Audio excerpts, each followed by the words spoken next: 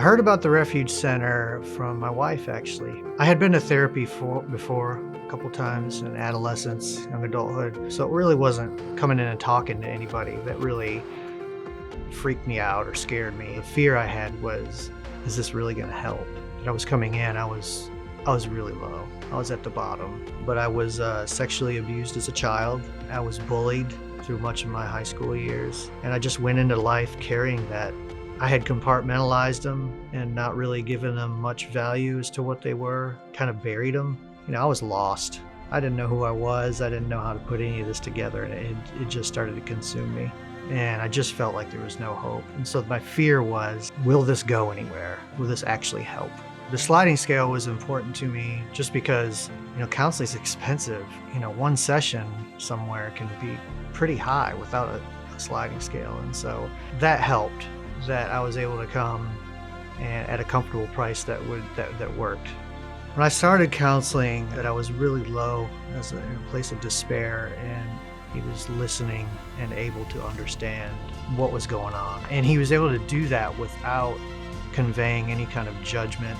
He was very empathetic, to how I felt. And that was important to me, that it wasn't just a fix, but that I would be understood. I felt understood. And just to hear somebody say, I hear you, I'm gonna walk you through this, that really brought me hope. If I think back to when I first came here, I think of weight, gray, heavy. Being in therapy, I've come to understand myself much more. Through that, it's brought out some beautiful things. I am a musician, and I had kind of thrown that in the closet, and that came out, and I've been able to really create some beautiful music. I had always wanted to paint all my life, and I had never tried, and so I did, and it's turned into a real beautiful thing. It's also given me a passion to help other people. I started leading some groups for men who struggled similarly to me.